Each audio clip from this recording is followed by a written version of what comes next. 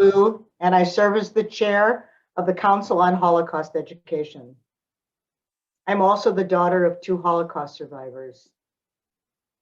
They were liberated in April of 1945, making this the 76th redemption anniversary. On behalf of the Council, I welcome you tonight to this year's commemoration. It's called Choosing to Act, Jewish Women's Resistance in the Holocaust. As a child of survivors, I know that resistance during the Shoah came in many varieties: smuggling food, protecting somebody else's child, collecting gunpowder, concealing a pregnancy, writing a diary, assembling an archive, teaching mathematics, telling a joke, or dropping a message from a cattle car on the way to Auschwitz. Resistance looks different if you're 16 or you're 46. It looks different if you're the last survivor of your family or the breadwinner for your brothers and sisters. Tonight, we will focus on the women of Jewish resistance whose stories were not well known within the Jewish community or the world at large. These were the daring young women of guns and grenades willing to risk their lives to fight the Nazis. These stories have not yet found their rightful audience. In that sense, they conform to stories of women in every generation who are often ignored or overlooked. The time of the Holocaust was no exception. The additional complication is that it was difficult to celebrate and extol when millions of others had been murdered or burned. They were dealing with grief, anger, and unutterable devastation. The time after liberation was spent on rescuing the remnant from Europe, fighting for the birth of a new state in Palestine, or simply absorbing the horror and loneliness of loss. Many were stunned by the inhumanity they had experienced. Somehow women of daring were neglected and are just now being written into our history again. My own parents were part of the story. They did not hold a grenade in their hand, but we should never imagine that they were simply targets. Every day they had to make consequential decisions, tap down their fears, and calculate their odds. They reacted responsibly to the terrible challenge of Auschwitz and the other camps that they were sent to. My parents were determined resistors. Alive in the lyrics we will hear from Elliot Wulff. As my father was dying in a Chicago hospital, my husband Mark knew exactly what he needed to hear, but hearing the Partisan song sung by a son-in-law was the last song that he heard during his life on earth. We wanted him to know that we thought of him as a hero. The same for my mother, the same for all survivors. They endured and survived. Here is Elliot Wulff with the Song of the Partisans.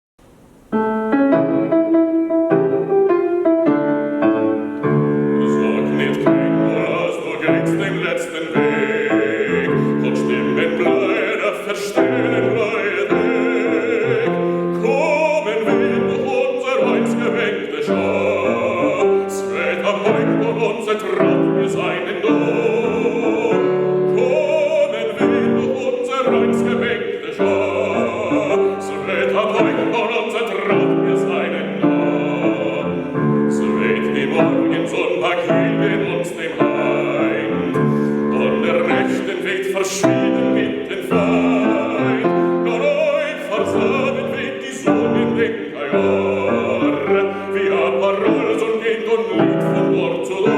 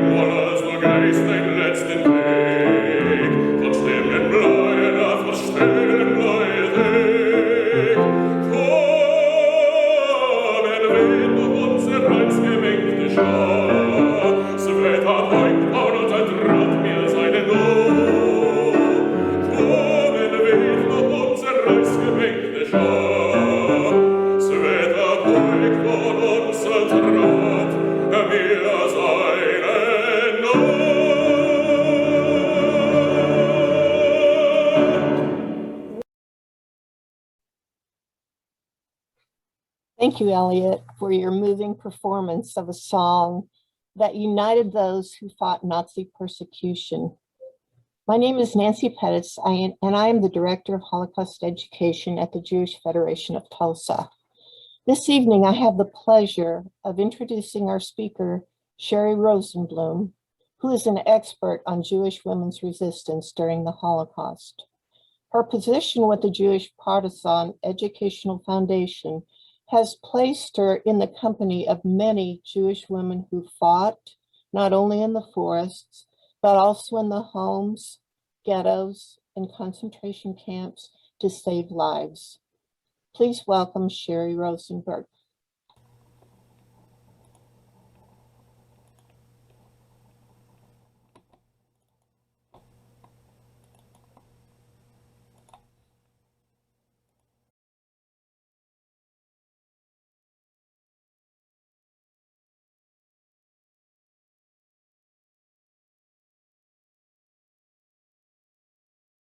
Good evening. My name is Sheri Rosenblum, and I'm the Director of Development for the Jewish Partisan Educational Foundation.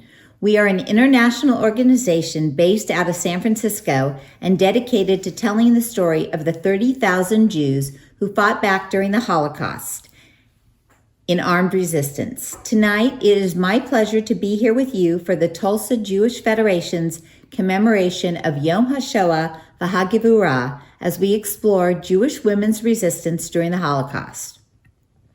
Emanuel Ringelblum, the Jewish-Polish historian, wrote in his notes from the Warsaw Ghetto, the future historian will have to dedicate an appropriate page to Jewish women in the war. She will take up an important page in Jewish history for her courage and her steadfastness. By her merit, thousands of families have managed to surmount the terror of the times. Tonight, together, we will have an opportunity to explore the very important role that women played during the Holocaust. What do you see in this photograph? You are probably thinking that it could be a photograph from a Bob Hope, Bing Crosby road film from the 1930s, but actually, this is Jewish partisan Faye Schuman, who is still living in Toronto, Canada. She's 101. In fact, just 2 weeks ago, on April 8th, we had our own Yom HaShoah Commemoration for the Jewish Partisan Educational Foundation, and we were honored to have her light one of the memorial candles. Faye Schuman is thought to be the only known Jewish partisan photographer. Faye was the only woman and only Jew in an all-Russian, all-male partisan brigade.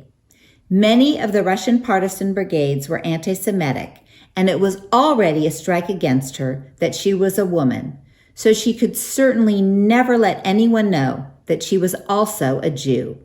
So you might wonder, why is she smiling in this picture? Well, on this day, she happened to be out in the forest gathering food when she ran across these 3 young men also scouting about in the woods. They were from the same town that she had grown up in Lenin, Poland. A chance meeting. So in the midst of the horror of the war, she was overjoyed at this reunion. Finally, she could relax for the first time in more than a year, be herself and express her Judaism. So she set up her camera to capture the moment. But before we explore the armed resistance of the Jewish partisans and the role that women played, it's important to understand all forms of Jewish resistance during the Holocaust. One of the most frequent questions people ask when they learn about the Holocaust is, why didn't the Jews fight back? Well, that is simply a myth. In fact, Jews fought back in every possible way they could. Elie Wiesel puts it best when he says, the question is not why all the Jews did not fight, but how so many of them did. Tormented, beaten, starved, where did they find the strength, spiritual and physical, to resist? Let's look at the many ways that they did. Artistic expression. This is a picture from the Voice of Yiddish newspaper in the Warsaw Ghetto from 1941. The caption at the bottom translates in English to "Fascism must be smashed. This illegal newspaper was printed at great risk, and if the Nazis discovered its existence, the people who printed the newspaper, and certainly the person who drew this cartoon, would have been arrested, sent to a concentration or death camp, or very likely just have been shot right there in the ghetto. Escape was an act of resistance. One example was the Kindertransport. In Germany, as things were getting very bad for the Jews early on with the Nuremberg laws, the laws that limited Jews' ability to earn a living, prohibited them from going to school, eliminated their positions at universities, closed their businesses, etc., they could see the writing on the wall, and many Jewish families sent their children off on the Kindertransports to Great Britain. They would take whatever money they had and send one or two of their children to Great Britain, knowing that they likely would never see them again, and in most instances, they did not. Staying visible was an act of resistance. This Hanukkah Menorah was placed in the window of the Posner family home. It's an image from the last night of Hanukkah, which was on New Year's Eve 1932, leading into New Year's Day 1933. You can see that the building across the street from the Posner home was taken over by the Nazi headquarters, with the swastika flag hanging outside. Rachel Posner, whose husband was a rabbi in Kiel, Germany, took this photo in defiance of the Nazis. On the back of the photo, she wrote the caption in Yiddish, "Death to Judah, so the flag says. Judah will live forever, so the light answers." The Posner family was very fortunate. They had relatives in the United States, and they were able to leave Germany before the war broke out. Documentation was an important act of resistance, and one that continues today. This is a picture that I took myself at the Jewish Historical Archives in Warsaw. It is one of the milk cans that house the Oneg Shabbos archives. Emanuel Ringelblum, the historian I mentioned in the first slide, organized a group of social workers, writers, artists, and poets to document the history of what was going on in the Warsaw Ghetto, providing crucial insight on the daily lives, struggles, and sufferings of Polish Jews living in this pivotal area during the Holocaust. The archives contain newspapers, concert invitations, poems, diary writings, ration cards, and more. He wanted to ensure that the horrors that took place in the Warsaw Ghetto were documented not by the Nazis, but by the victims of these horrors. I urge you to watch a wonderful film about this called Who Will Write Our History? Documentation is a form of resistance that continues every day. Every Holocaust survivor who has given their story to the Shoah Foundation, who has given their partisan testimony to the Jewish Partisan Educational Foundation, or who has written a biography, has performed an act of resistance. The fact that we continue to tell these stories and keep these stories alive is a perpetual act of resistance. Religious resistance was a very, very important. This is a picture of a secret religious celebration in the Lodz Ghetto. This was organized by the Zionist Youth Front. You'll notice as I'm speaking that many of these resistance acts were done by young people or organized by young people. They were very much at the forefront of these resistance movements. This is the holiday of Simchat Torah, during which we read the very end of the Torah, then we re-roll it and begin again at the first chapter. First of all, it was illegal for this group to have a Torah in the ghetto. The Nazis had confiscated most of the religious objects and burned them. This celebration was also illegal. Being caught would have been punishable by deportation or death. You hear about religious acts even taking place in the concentration camps. People fasting on Yom Kippur, despite the fact that they were already starving. People who went to the gas chambers, reciting the Shema, the most holy prayer in Judaism, about God's covenant with man. the ultimate act of resistance. People continued to have services and observe holidays in the concentration camps. All of these are religious acts of resistance in defiance of the Nazis. Speaking out. This is Abba Kovner, the leader of the Vilna Ghetto resistance movement.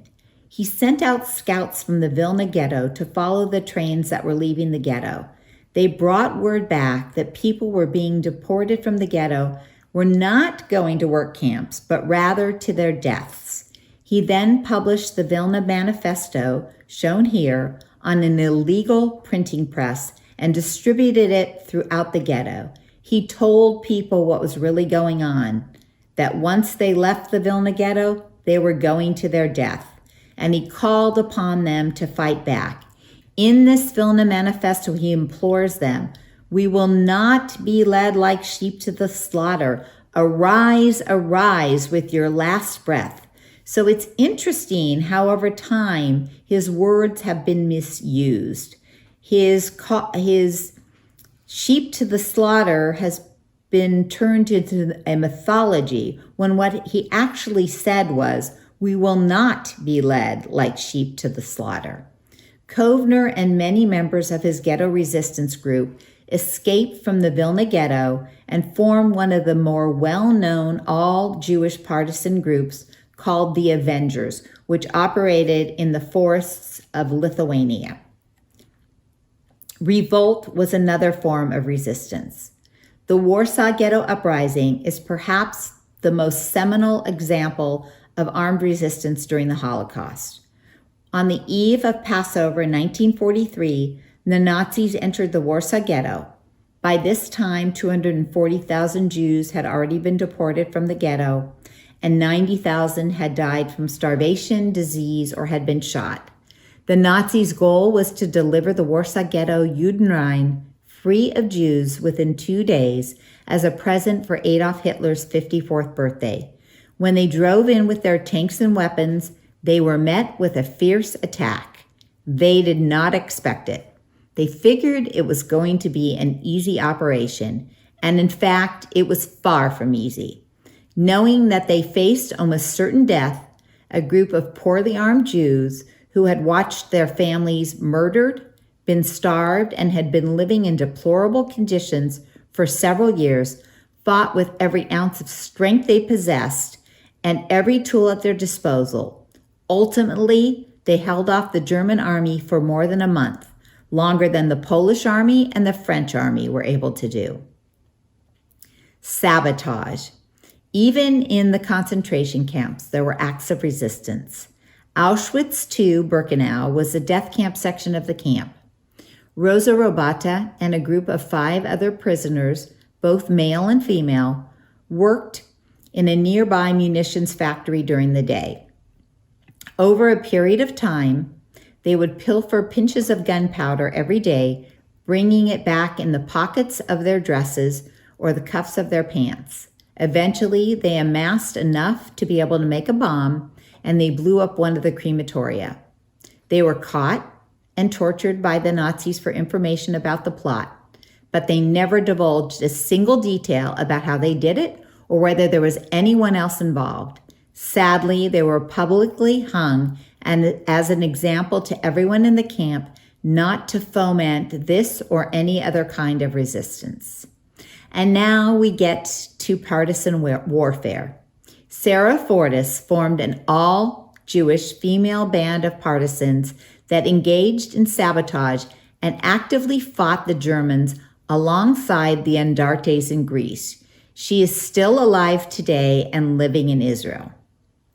How do we define a partisan?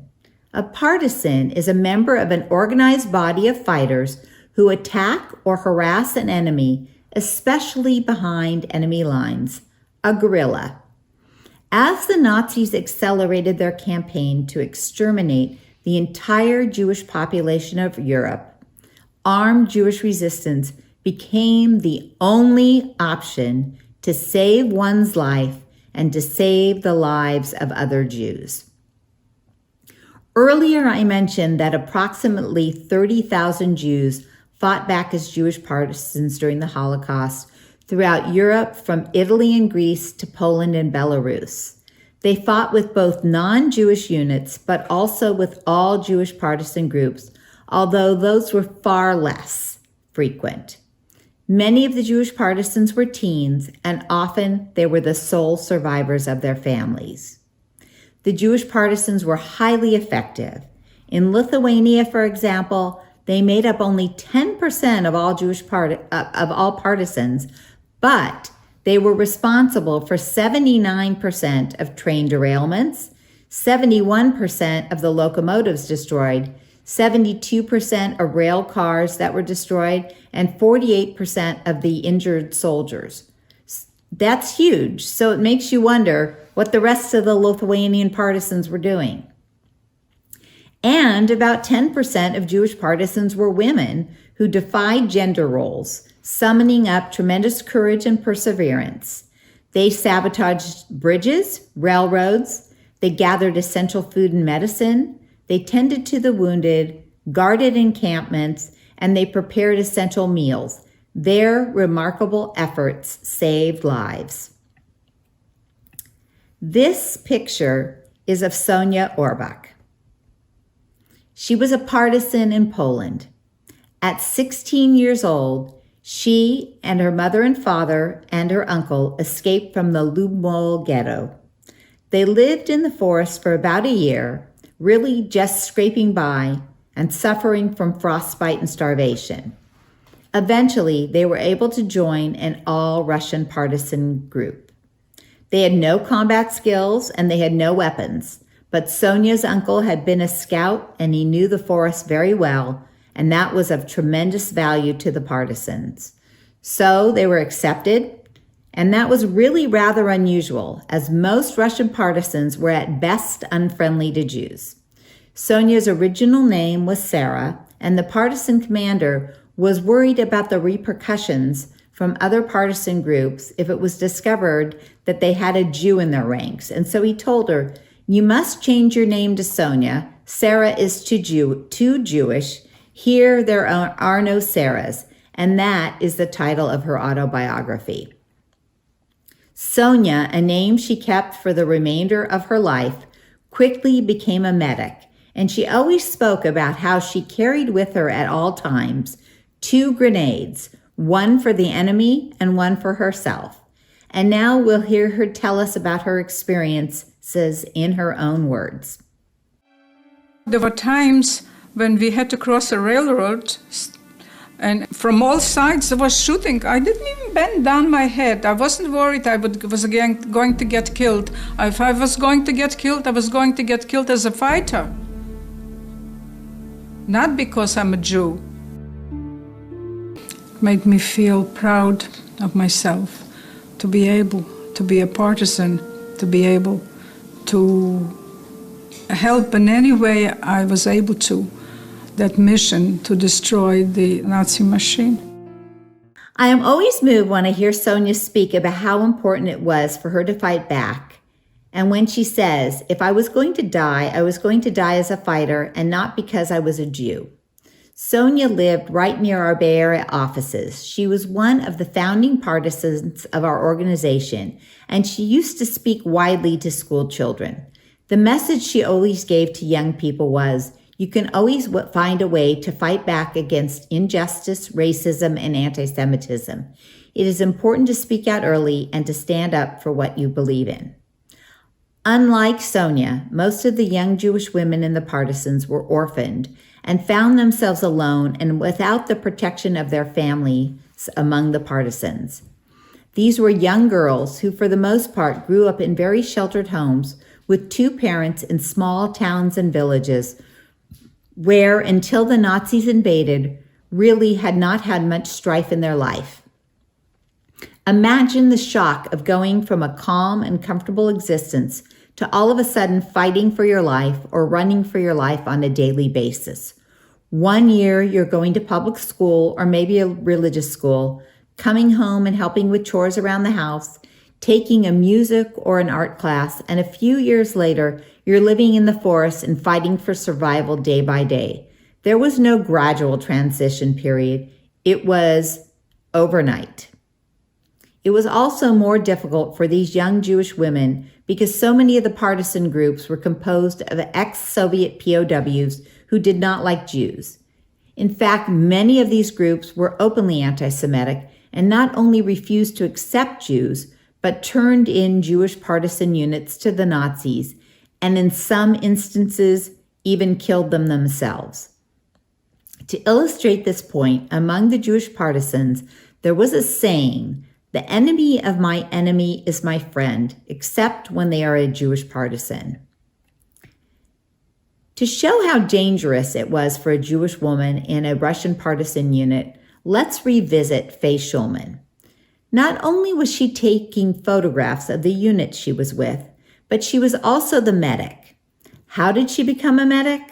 One of her brothers had been a doctor, and she had basic rudimentary first aid knowledge. She was 19 years old, living with a group of 25 men.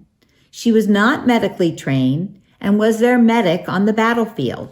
If they were shot, she had to tend to them. At the same time, she was trying to conceal her Judaism. She was raised an observant young woman, and during Passover, she wanted to follow the dietary restrictions. Because she was with a partisan unit composed of ex-POW, Soviet POWs, that were being given supplies by the Red Army, they were a bit better fed. They had bread, but she didn't want to eat it. So as she told the story, she was only eating potatoes, potatoes, potatoes. All the while, she feared that someone would catch on to the fact that she wasn't eating bread during Passover, would discover that she was Jewish, and all hell would break loose. She would be, at best, kicked out of the group with no place to go and no protection, and at worst, she'd be killed for her deception. Luckily, none of that happened. But these were the types of dilemmas that these poor young women were going through. Jews also had to find their own weapons and ammunition or bring a special skill with them, as in the case of Sonia's uncle, if they were going to be accepted into a non-Jewish fighting unit. This was a double-edged sword for young Jewish women alone who had often had relationships forced upon them by male partisans in order to gain entry into a group to ensure their survival. It was really ironic that they would escape the Nazis and their collaborators only to be threatened by rape from their fellow partisans. Women also became forest wives to gain the protection of one male partisan in order to avoid being the subject of multiple rapes. Sometimes their forced husband would bring them better food rations and clothing. When Sonia Orbach joined her group, the commander's wife brought her to her tent and suggested that she take an officer as a boyfriend and that things would go easier for her if she did. Sonia, of course, refused. And because of this refusal, for a time, her family suffered repercussions. Now, I'd like to introduce you to Gertie Boyarski, or Gertrude Boyarski. She initially joined a partisan group with her father and her brother who were fighters, but both were eventually killed in battle. Once she was on her own, the Russian commander, who had become a friend of her father's and was the same age as her father, pressured Gertie, who was just 16 years old, to become his forest wife in order to be allowed to stay with the group. She refused, but she was adamant that she wanted to fight and remain with the group. So instead, the commander of the group demanded that she stand guard for the entire camp by herself in the dark alone for 2 weeks. And Gertie did it, with Nazis swarming the area the entire time. As she told the story later in life, she said it was 2 weeks that felt like 2 years. But Gertie became a very valued, much admired, and much respected member of this group. And on International Women's Day, which at the time was a Soviet holiday, she and another woman in her group burned down an important transport bridge. but I'm going to let Gertie tell you that story herself. Here is Gertie Boyarski. We went two girls. There was a little bridge that was wood, and that little bridge connected the Germans to go from one town to another for ammunition, for food, for things like that. And we were supposed to burn that bridge. We came into the Russian village and we said we need kerosene and we need straw in 5 minutes. We haven't got. And we said, if you don't have, we'll kill the whole town. Either you give us or you're gonna be killed.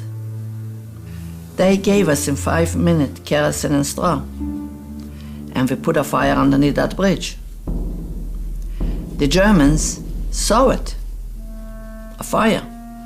They happened a fire on us with all the ammunition that they could do. We didn't chicken out. That bridge burned. When we came back, the commander said that we did it very good, and we got Order Lenina, a medal. What a brave woman. Gertie, who lived on the East Coast, used to speak very widely to school groups, and she would say, you should never be afraid of your identity, no matter what your color, race, religion, or nationality. You should always stand up and fight for your rights. Many partisan groups, including the all-Jewish partisan group headed by Frank Bleichman, had special rules for the treatment of the women in their group. Groups like Frank Bleichman's Jewish unit had their own rules for the protection and respect of their female partisans. In our groups, I felt we treated women very well, very nicely. When I first met my wife as a partisan in the partisans, she was with me by about 2 months. She survived together. I treated her like my own sister. And she behaved like a lady. It was just mutual, and I would never touch her because, she was young. And I know the reason why she wanted to be with us, because she had no choice. Of course, it's naive to think that there was no abuse of women in the all-Jewish partisan units, but it was far less than it was in the non-Jewish units. Even Frank acknowledged that there were bullies in his group, and he would not stand for their behavior. There were repercussions. Tonight, I have only given you a glimpse into the lives of 3 female Jewish partisans, and there are another 40 that you can learn about on our 2 websites. When you think about what most young women were doing in the 1940s, it's truly remarkable to think about these teenagers and young women marching into villages and demanding straw and kerosene to blow up bridges, dodging bullets on a battlefield, making soup for 25 people using 6 potatoes, and derailing trains using sticks of wet dynamite. Young women who had lost their entire families, who had no idea what the next day would bring, but were resilient and determined to survive. Women who would not give up. Earlier, I spoke about the many ways that Jews resisted during the Holocaust. People often wonder, what do the Jewish partisans point to as the key factors to their success? They attribute their success to 3 things: luck, opportunity, and knowledge. The Jewish partisans also have 3 life lessons that they always want to share with everybody. And they are: speak out early and stand up against anti-Semitism and oppression in all its forms. Young people can make a difference and never give up. And now I'd like to tell you about some of the Jewish Partisan Educational Foundation's resources. I hope that you will visit our website to see any of our 12 films about a variety of subjects about the Jewish partisans, including anti-Semitism in the partisans, living and surviving in the partisans, and of course to watch the feature-length film Every Day, The Impossible, Jewish Women in the Partisans, that you have had an opportunity to see a few short clips from today. We have numerous study guides and lesson plans for educators that are downloadable for free and can be used in the classroom. One of our most popular lesson plans accompanies the film Defiance, which is a film featuring Daniel Craig and Liev Schreiber about the largest all-Jewish partisan brigade, the Belsky Brigade. They operated in Belarus and are responsible for saving 1,200 Jews during the Holocaust. We also have a secondary website that has more than 60 Jewish partisan biographies on it. That site is www.jewishpartisancommunity.org. Our first site has 54 Jewish partisan biographies and video interviews on it, and there's a wealth of other information. If this is a subject you're interested in, please visit that site at www.jewishpartisans.org. I promise once you visit, you'll be hooked for life on this subject. Thank you so much for inviting me here tonight. Be safe and be well.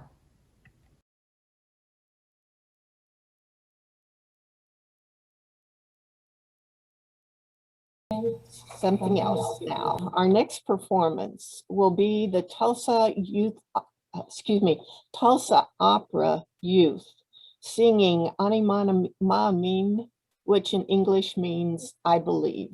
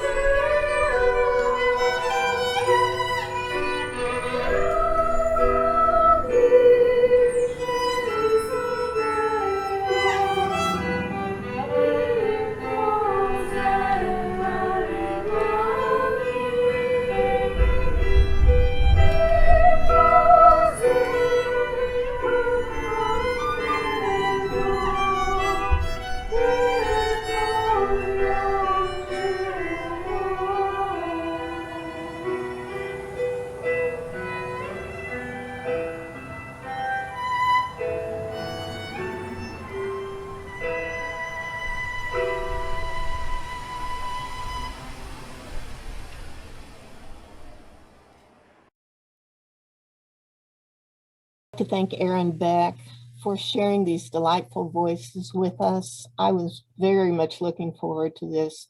It's such a beautiful song. Okay, our next event will be the candlelighting ceremony, and this has been an important part of our interfaith commemoration for the last 22 years. This year's participants were chosen for their work in local, social, and community justice areas. Like the Jewish female resistors, these women do their best each day to repair our battered world.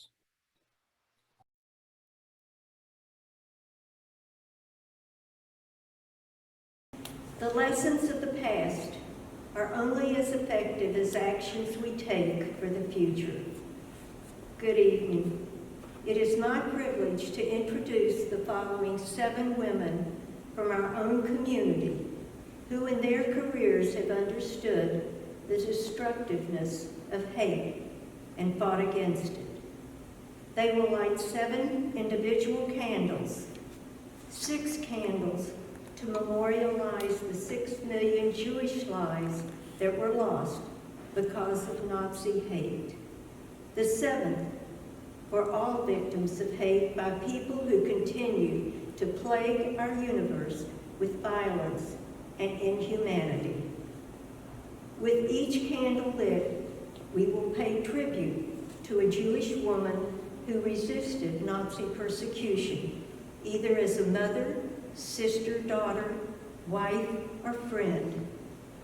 They are examples to the living, and may their memory be blessed as their noble actions inspire us into the future.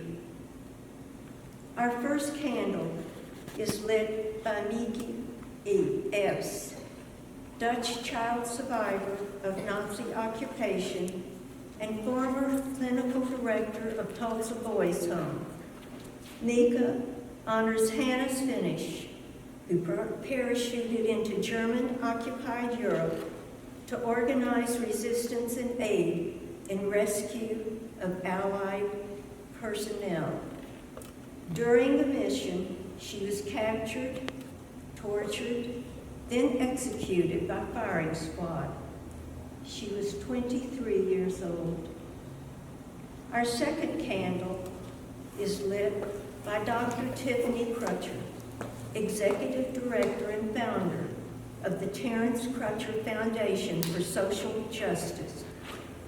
Dr. Crutcher commemorates Rosa Robata, leader of a group of 4 women who were hanged for participating in the Auschwitz Birkenau uprising, which destroyed crematorium number 4.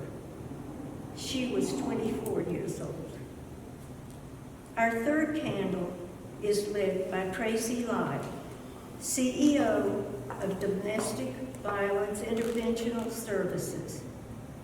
Tracey commemorates Wlodka Mead, who aided in the Warsaw Ghetto uprising by smuggling weapons and helping children escape the ghetto to live with Christian families. She survived the war and devoted her life to Holocaust education and commemoration. Our fourth candle is lit by Nancy Day, past president and CEO of Oklahoma Center for Community and Justice. Nancy remembers Sylvia Liston, who trained, protected, and inspired teenagers she took under her care and would not leave the ghetto until all the children had escaped. Sylvia was only one of 34 Warsaw Ghetto resistance fighters to survive the war. Our fifth candle is lit by Myrna Jones, former director of Bethany Community School and the only certified member of Children's Disaster Services. Myrna honors Fridel-Dicker Brandeis, art teacher, who risked her life to teach art to the children of Terezin concentration camp. Dicker Brandeis was eventually killed at the age of 46 in Auschwitz Birkenau death camp. Our sixth candle is lit by former Mayor Susan Savage, who currently serves as CEO of Morton Comprehensive Health Services. Susan commemorates Dr. Gisela Perl, gynecologist sent to Auschwitz-Birkenau death camp, where she quickly learned the fate of pregnant women prisoners and performed abortions to save their lives. Gisela survived, practiced at a specialist in infertility at Mount Sinai Hospital in New York City, and then immigrated to Israel. Our seventh candle is lit by Mary and Sharon Bishop-Baldwin, who were pioneers in the fight to achieve marriage equality for same-sex couples. Their candle honors Faye Schuman, the only known Jewish partisan photographer who risked her life daily to provide photographic evidence of partisan activities during World War II. At 102, I'm happy to report she is still active with the Jewish Partisans Education Foundation. Thank you for joining us in the important act of remembering all victims of hate during the Holocaust, and especially fierce Jewish females who chose to resist Nazi oppression at the risk of losing their own lives. We honor the forthright women in our own community who represent justice, determination, and wisdom. They are an example to all of us as they carry out their daily task of repairing the world. Our next presentation on tonight's agenda is the exciting announcement of winners of the Yom HaShoah Art Contest. Thank you so much, Charlotte. For nearly 20 years, the Council for Holocaust Education has hosted the Yom HaShoah Art Contest. And because of the cancellation of our 2020 art contest and the difficulty of teaching art on Zoom, many schools were not able to participate. However, I am happy to announce this year's winners, whose entries we were thrilled to receive.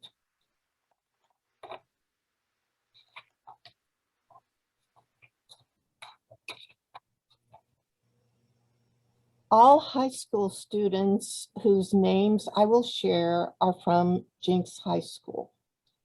First place, entitled Hidden Then, Remember Forever, was created by Martha Turner and Morgan Holler. Second place, Their First Steps, was created by Charity Harper. Third place, Roots of Our History, created by Hannah Weiss. We had several honorable mention. The first one is Zen Zam, Nyang Hung, Jackson Kite, Mason Kiner, Claire Yarber, Jing Nguam, and Kimberly Segura. We did receive one middle school entry, and this actually came an entire year ago. She was the only person that kind of got in under the lockdown and no one at school and teachers still trying to figure out what was going on. This one middle school entry we've received is from Riley Bowman of Edison Preparatory Middle School, and Naomi Poindexter was her teacher. All the student art is presently displayed in the Sharna Newman Frank Education Gallery here at the Federation and will be there through the month of May. Congratulations, artists. Your talent is much appreciated. We are also truly grateful to your teacher, Christina Henson, for her guidance and her inspiration. So we would love for you all to stop by and see these students' art, and I think you'll be very impressed. It's not a huge art show, but we're just happy to have their participation. Next, we will be blessed by Temple Israel's cantor Lori Weinstein, who will sing the memorial prayer in Hebrew, followed by Rabbi Michael Weinstein, who will recite the prayer in English.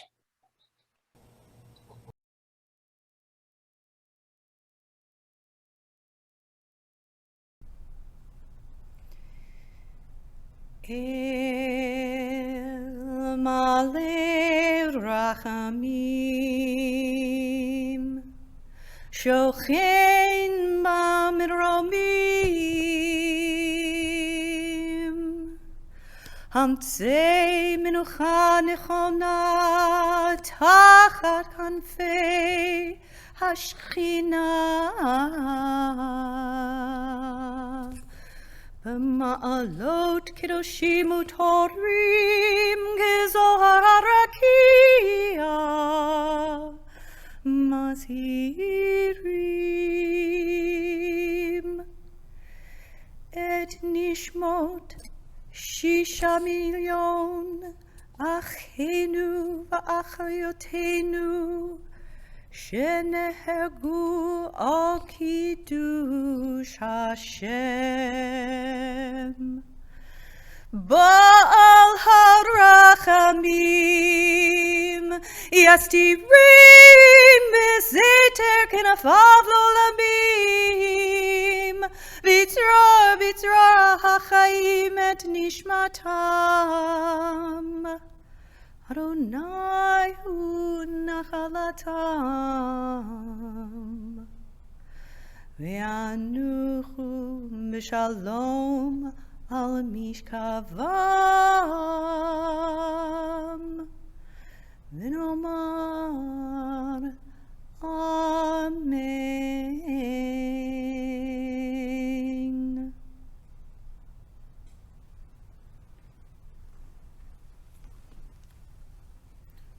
Fully compassionate God on high, to our 6 million brothers and sisters murdered because they were Jews, grant clear and certain rest with you in the lofty heights of the sacred and pure, whose brightness shines like the very glow of heaven. Source of mercy, forever enfold them in the embrace of your wings. Secure their souls in eternity. Adonai, they are yours. They will rest in peace, and together let us say, Amen.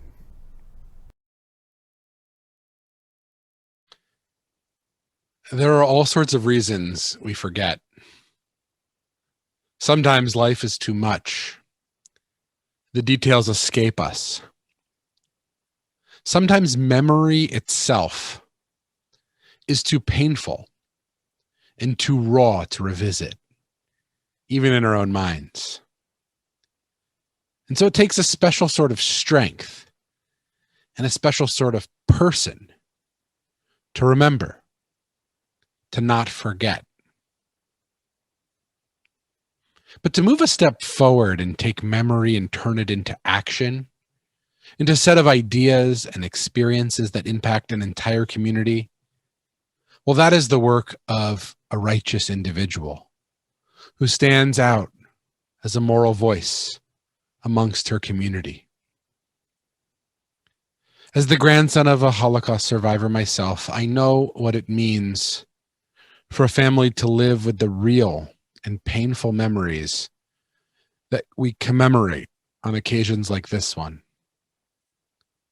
And so when I consider the accomplishments and achievements of Eva Unterman and her dedication to this act of memory, I'm even more in awe of what she has done what she has built. In no small measure, we are gathered this evening because of Eva Unterman's good work. She calls us to pay attention to what matters. She invites us forward and into conversation with one another. And she reminds us that the act of memory is most meaningful when its lessons teach us how to be better versions of ourselves. A survivor, an educator, a community leader, an activist, an advocate. Eva Unterman is all these things and more. We are indebted to her for her passionate leadership in the area of Holocaust education here in Tulsa, and she is an essential voice of our Jewish community.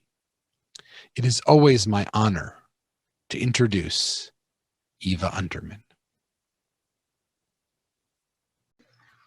Thank you very much, Rabbi Kaiman, for your kind words and most generous introduction.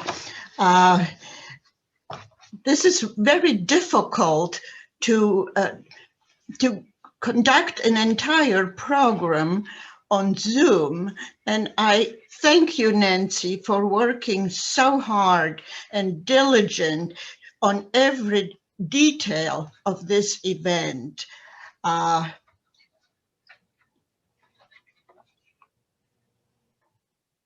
Special thanks to Sheri Rosenblum for teaching us about the courageous Jewish women who resisted Nazi brutality. I hope that they inspire women all over the world to stand up to tyranny, bigotry, prejudice.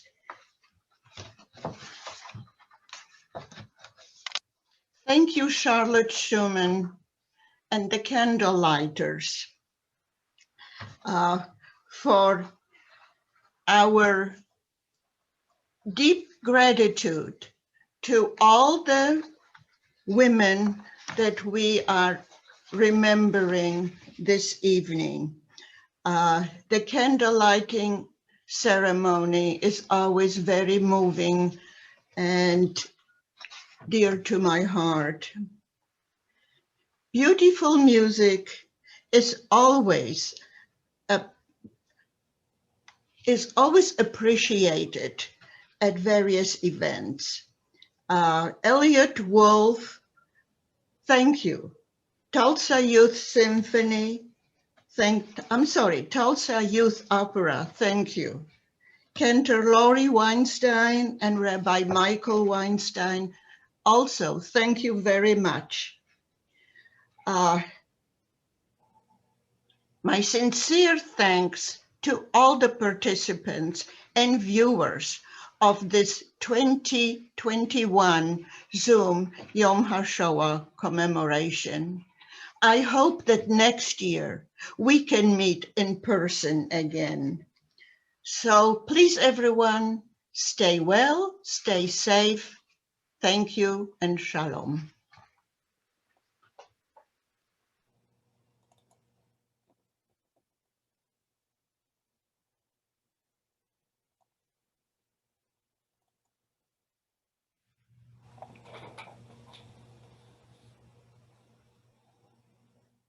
Thank you, everyone.